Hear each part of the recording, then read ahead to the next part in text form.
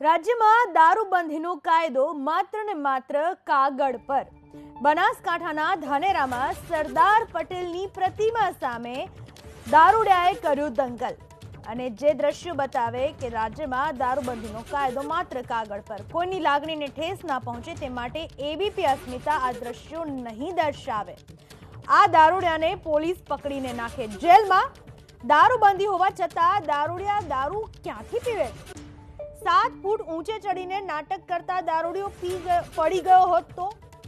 ભર બજારમાં દારૂડિયા મસ્ત, પ્રજા ત્રસ્ત, છતાં પોલીસ કેમ અજાણ? કોના આશીર્વાદથી દારૂડિયાને મળી રહ્યો છે દારૂ?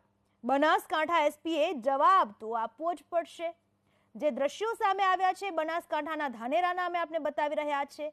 ફૂટપાથ ઉપર આ રીતે દારૂડિયો દારૂ પીને આરામ ફરમાવી રહ્યો છે, દારૂ પીને ડિંગલ કર્યો, ઉપર ચડી ગયો હતો અને છતાંય પોલીસ જાણે કે આ બધા જ દ્રશ્યોમાં આંખ આડા કાન કરી રહી છે। સવાલ એ થાય છે કે આવા લોકોને દારૂ મળે છે કઈ રીતે? ક્યાંથી મળી આવે છે? કોણ વેચે છે આ દારૂ? કઈ રીતે આ દારૂડિયાઓ દારૂ ખરીદે છે? આ તમામ સવાલ ઊભા થાય જ્યારે ગુજરાતમાં દારૂબંધીનો કાયદો હોય અને દારૂબંધીનો અમલ જો કરાવાતો હોય તો પછી આવા દ્રશ્યો ક્યાંથી જોવા મળે છે? દારૂબંધીનો કાયદો છે પણ માત્ર ને માત્ર કાગળ પર, અને એટલા માટે જ વારંવાર ક્યાંક ને ક્યાંક દારૂનો જથ્થો પકડાય છે। હજુ આ દારૂ પકડાવાનો જથ્થોનો સિલસિલો હજુ પણ યથાવત છે અને દારૂડિયાઓ દારૂ પીને ડિંગલ પણ કરે, એના જ આ દ્રશ્યો ચાળી ખાઈ રહ્યા છે।